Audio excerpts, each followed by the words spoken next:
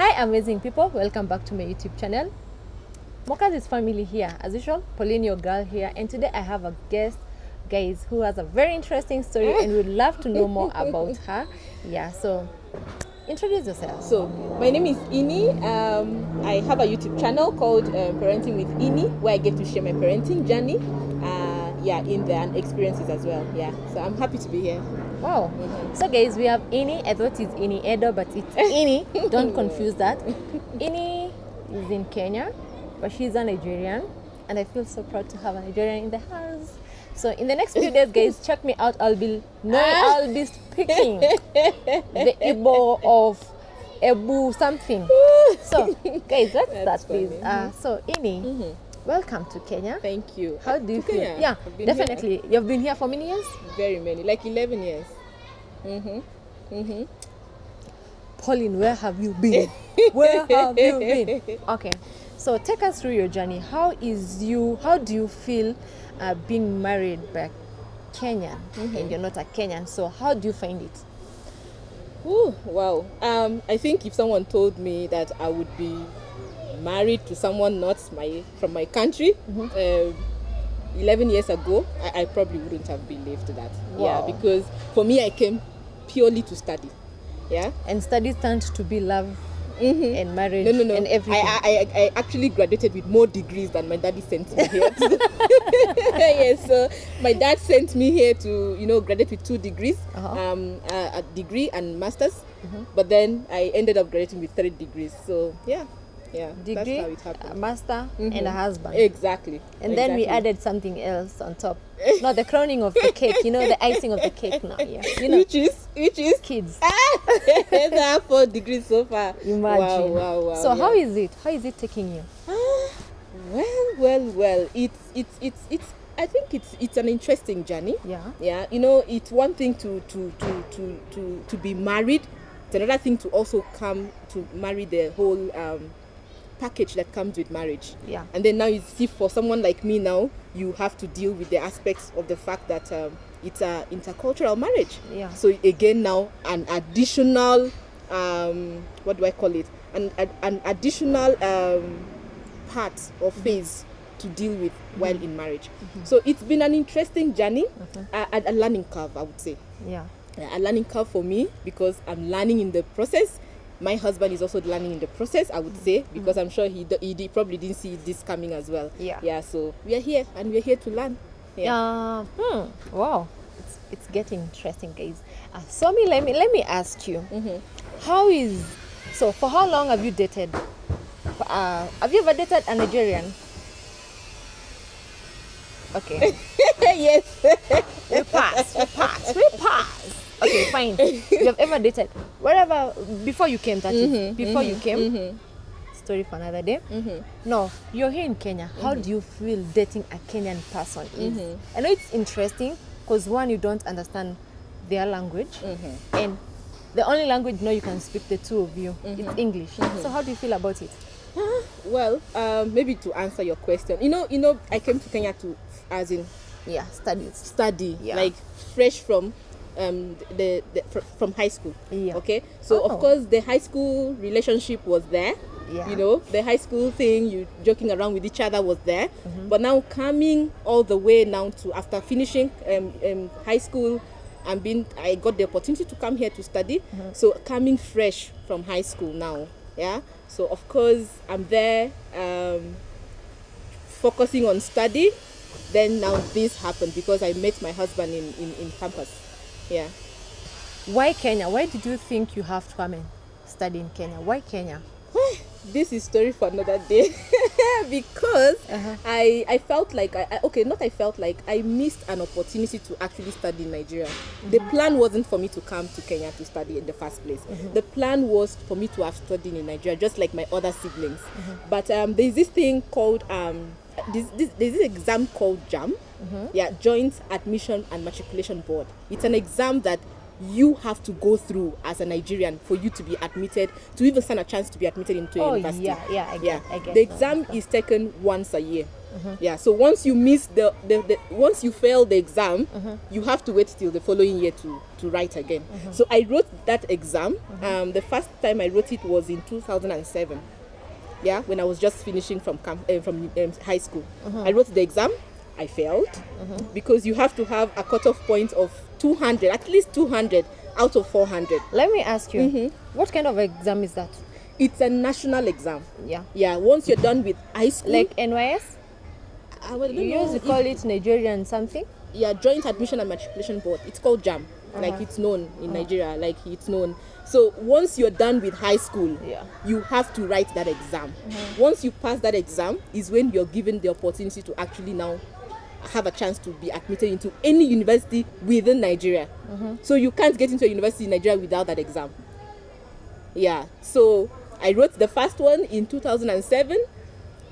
You have to have at least 200 marks out of 400. So I got 170 something around there. So I failed. Well, my parents gave me another opportunity to write in 2008. So that is 1 year wasted. Exactly. At home. Just at home, you can do some, other short courses and all that just to keep yourself busy. So in 2008, I braved myself up again to write this exam. This time around, I was like, I'm gonna do this and I'm going to get it. So I wrote the exam. I failed again. So at that point, I told myself, you know what? I'm not a university candidate. I don't want to go to school anymore. Just leave me alone. Let me find business to do, Yeah, so that was the direction I took. So in 2009, my parents wanted me to write the exam again. But then they bought the form for me to go and apply. I sold the form because according to me, I was done with school. Like literally done, I felt I was one of those people, school is not for you, So I sold the form without them knowing.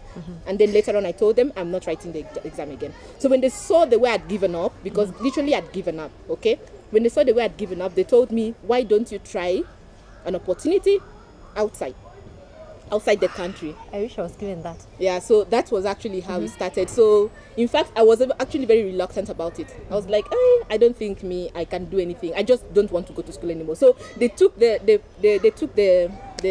step, got for me the admission forms and everything. And I had cousins here in Kenya already. I had cousins who were going to school in Kenya. So they were like, you can actually join your cousins, So I remember my auntie took the bold step. She pushed me into it, like she talked me into it. She convinced me that I can try it again. It's possible to do.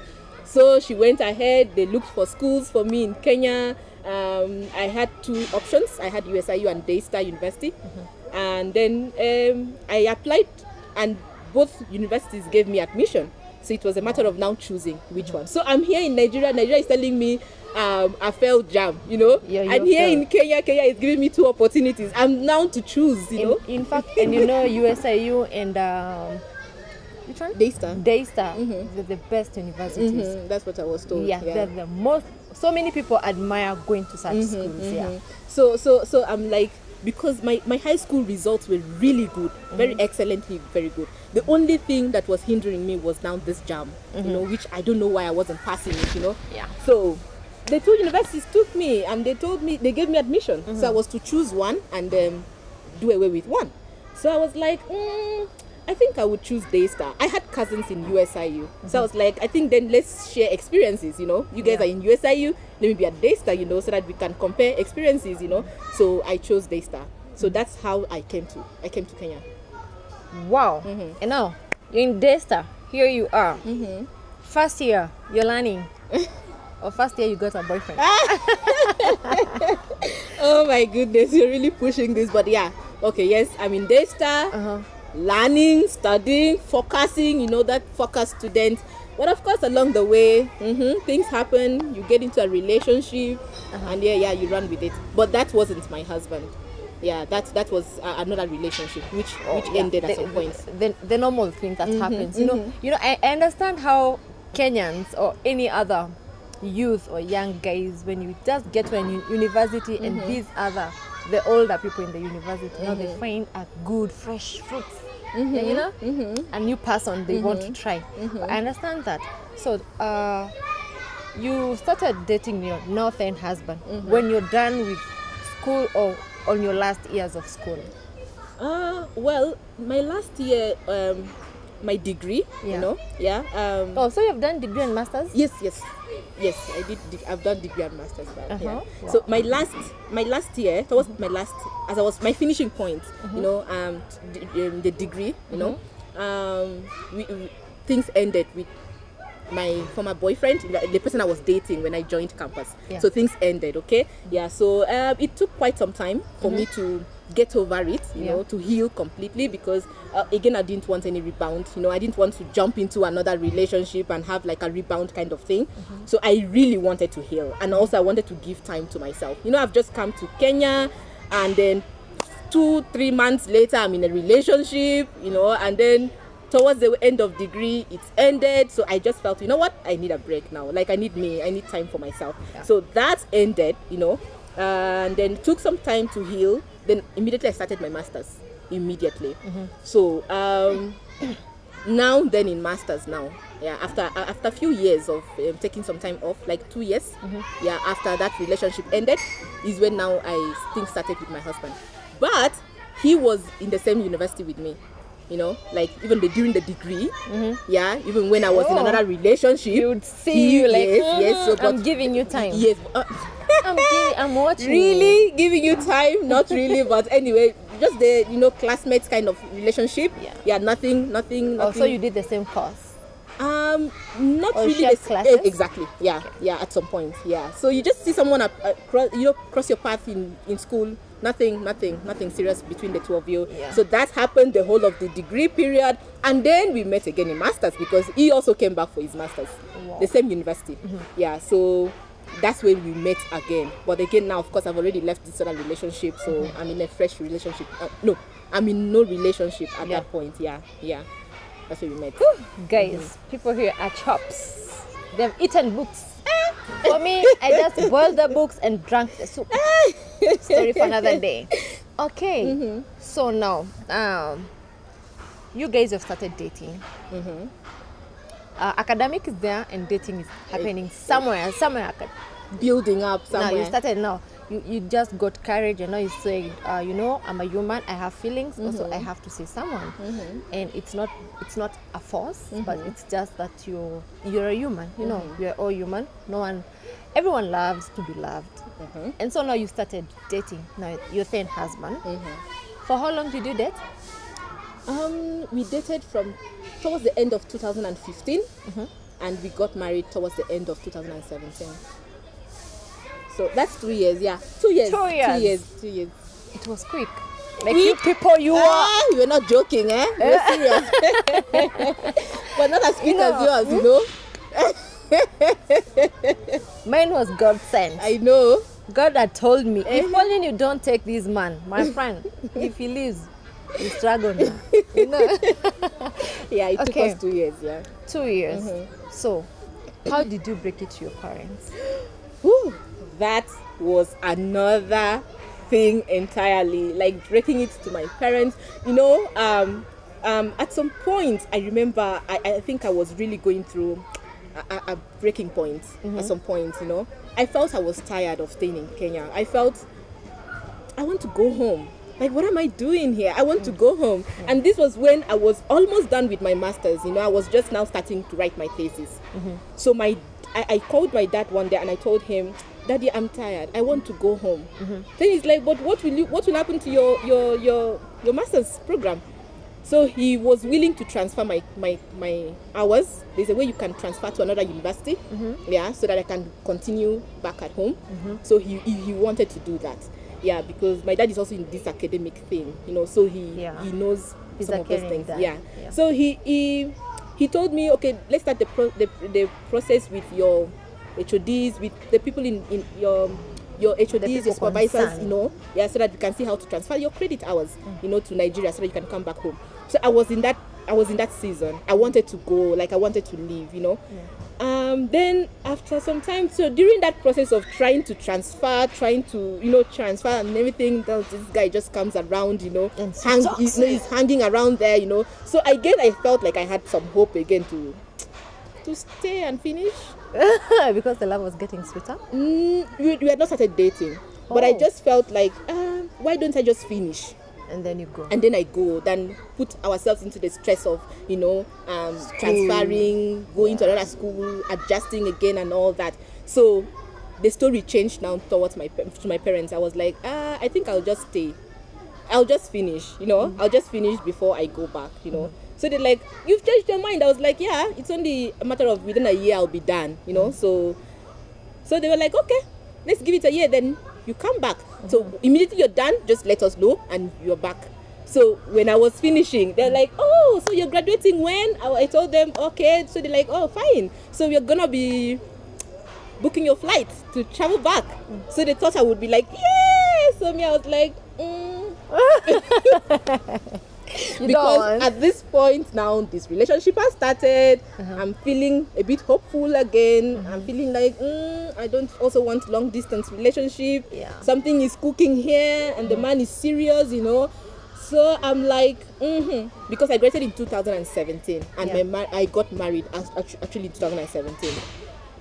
Yes. The same year? Yes, same year. Yeah. So I was like, now I have to break this news to these people. How do I start? I'm already engaged. You guys don't know. Wait, you got engaged while in school? No. I finished. Exam. Yeah, I finished because I graduated in... There's something I want to know. When did you finish your exam? Which month? I finished, it's not exam. You finish your thesis. Yeah, when did you finish your thesis? Okay, so it was around April, May. Okay, let's say May, April. January, February, March, April. Yes. April. Yes. So you finished in May. When were you engaged? In May. And I've already started the marital classes in March. When did you start dating this guy? Towards the end of 2015. I would say September. Okay. So May. So May 2017. Yeah. I'm engaged. I finished my thesis around April, May, thereabout. We've already started our premarital classes around March the same year. You guys are so fast. And my parents had no idea what was happening yet, like anything serious yet, And they never questioned about maybe you seeing someone in Kenya or something? I don't know if they sensed it, but remember like the story I told you earlier on that I wanted to go back. Yeah. So I just told them, let me finish and then I go back. So all this while they knew I was, preparing to come back. Yeah. I'm just finishing, then I come back. So that's what they knew according to them. So here I am, I'm engaged in May. And then my graduation is around, it was I think July. It was June or July, thereabout, 2017. So they're like, oh, you're graduating in June. I was like, yes, I am. Okay, so we have to start booking the flights. I'm like, flights for you going back? Yes, after my graduation, Yeah. So I'm like, that one, hold it yet. She's becoming more funny, guys. Just hold that one yet. Don't go that direction yet. I'll let you guys know, So I think then my parents started sensing something is happening, something is happening. So anyway, fast forward to when I broke the news to them. I had to call my dad. And you seem to be closer to your dad than your mom. Yes, I am. Yeah, I am. Yeah. So I called. Not really. We are 5. Anyway, so I called my dad and I told him, Daddy, there's something I want to talk to you about. So he's someone who doesn't like some of those news, Yeah. There's a way you break news to my dad. So immediately he referred me to the right person to talk to, which is now his sister. Okay. Wow. Yes, because I'm also very close to my dad's sister. Your auntie. Yes. So he felt she will understand whatever I want to say, and she will be able to pass the message across to him. Wow. So he just channeled me immediately. Yeah, you just talk to your auntie and let me know after then. So I talked to my auntie. I told her about everything. And then the news went home. Everybody knew about it, but my siblings kind of knew at some point, but informally, Told them about it, and then now it was I had to make my husband to talk to have a conversation with them. This is long distance, so everything is on the phone. Yeah. So he had to call. He had to make a call to my family and just talk to them. They got to hear his voice and get to know what is your intention and all those kind of things. So that's how we broke. It wasn't easy. It wasn't that easy, but yeah, of course, there are questions in between. Are you sure? Are you sure you want to stay in Kenya? Are you sure this is what you want for your life? Are you sure about this decision? All those kind of questions were thrown at me, and I was like, I am sure. I believe this is what God wants for me, and I want to do this. Yeah. So after much deliberations and considerations, they agreed. Yeah. Wow. Yeah. They agreed. Guys, love is something else. From one country to the other. So tell us, no, your parents have known about it. No, did you take him to your country? For what? Yeah. For paying the dowry or yes, something? Yes. And they went? Yeah, he had to. Uh-huh. He had to. My dad, I remember I remember my dad was like, we have to see this young man because we don't want you to bring for us someone we don't, we have to see him. Yeah. I have to be sure who I'm Parents giving. approval. Yes, I have to be sure who I'm giving My daughter. to. Yeah. And then at some point, I still remember this. He told me, send a photo of this guy. As you guys are preparing to come, we need to see a photo of him. Yeah, so that we can have a clear picture. Yes. So I sent a random photo that was on my phone, but it was a short photo. Yeah. My dad said, no, send a full photo. I want to see if he has legs or not. Exactly. Oh my goodness, that really got me. I was like, okay. So I had to send a full photo, so that they can see he has legs. He's a full human being, He's a full package. He's a full human being, So yeah, that was really funny. So all that happened, and then now he had to travel. Wow. So what about you on this other side, on your husband's side? So what about it? So for my husband's side, while we're still dating, we made a trip, a few trips to his place. Yeah. I mean, just to familiarize myself a little bit with his people. Yeah, so that happened. Yeah, so I went to his place while we were dating. Yeah, and met his family. Yeah, and then also his siblings would come to Nairobi, to visit. So again, I would interact with his family members at some point. Okay. Yeah, so yeah, that's how it started. Even when we were courting, and now even we met with them. So after you guys dating, how long did you take before your marriage? We started dating. No, like he has not dating, but after you got engaged. And now you have told your parents about it, because it seems it's the same period. How long did you take before you? A few months. Like we got engaged in May. I think for me, I decided to tell my parents after the engagement, because I felt that is now the best time. The best time, because and at least at this point, I'm sure things are serious. You don't want to bring in your parents when you are still guessing. When is it happening? When is it happening? So when you see a man getting to the point of engaging you, it means he's really now serious. So that is when now you involve your parents, especially from far distance. You don't just bring them into anything anyhow. So May, that was around the same period at which I told them. So June, July, August, September, October, 5 months. You got married? Yes. So where was the wedding? You never invited us. Sorry. The wedding happened in the two countries. Yeah. Wow. Yes, we had to do the Nigerian wedding. Yeah, which happened in the same October. Then 1 week later, we flew down back to Kenya and did now the Kenyan church wedding. Oh, so you did the traditional thing in Nigeria, and then you did the white wedding in Kenya. Yes, because how do you feel we have different cultures. Yes. Like if you get to know us Kenyans, and in Kenya we have so many tribes, how they do their cultural, traditional, like we call it rorashio, the traditional wedding. It's called rorashio in Kenya. So how did you experience it in Kenya? Did you find it like the way they do it? Or did they do the Nigerian way, or did they do the Kenyan way? I think my cultural shock started with even the way the weddings were done. Okay, Yeah. For us in Nigeria, it's elaborated.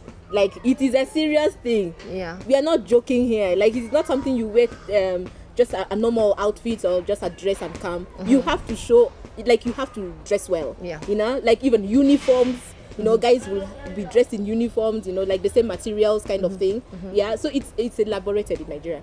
So we had to do that. That from now for the people now from the Nigerian aspect to at least feel the whole marriage thing. And then now, of course, now the one here in Kenya to also embrace the Kenyan community. Yeah, so that we don't do both weddings in one area and then it only accommodates one community and not the other. So we decided to have it both ways. And of course now the dowry payment and the traditional marriage is done in the ladies home. So that's why it happened in Nigeria, and then now in Kenya we had the white wedding. And you felt so happy, like you're telling your friends, I got you're feeling like I'm not going to marry a guy from, is it Igbo, what do you call the Obu something estate? Now you're feeling like. So tell us, you guys have done your wedding. Your parents were happy about it. Yes. And they enjoyed the culture thing and everything. Culture, yes. No, you guys, you're done with your wedding and everything. So how does it feel to be in Kenya? Wow. Okay, like I've already explained, I was in Kenya before. For years. Doing my studies. So now I'm in Kenya as a Kenyan now. Okay, as a Kenyan now in the marriage context. So it's kind of it's different. At first I'm in Kenya, independent. I'm making my decisions. I'm living by myself because I was living in my house by myself. Making my decisions and taking charge of myself while in Kenya, taking care of myself. So now I'm married. Now I have to live under someone. He has to make decisions. He kind of like I'm living under him. I have to respect what he's saying, his decisions and all that. I'm living under him, and even the Kenyan government no longer acknowledge my presence under the student permit. Because you see, when you come as a student, you have to have a student permit to be able to stay here. So now it's no longer under student permit. It's now under a dependent permit. Meaning you're dependent on your spouse. Wow. So things changed. Now you're very okay with that. Do you miss home? Oh yes, I do. When was the last time you were home? I never knew I would miss home until I became a mom. As in I never felt the impact of missing home until I became a mother. Because now as now you've gone through, you've given birth, you would wish to have your family around, your mom, coming to, help you around and everything. But because of distance, that is a little bit of a challenge. So I really, really, really, really miss home. I do. I do. Guys, you had a story, a very interesting one. And I know we'll do more of these. I need to engage her more on this topic.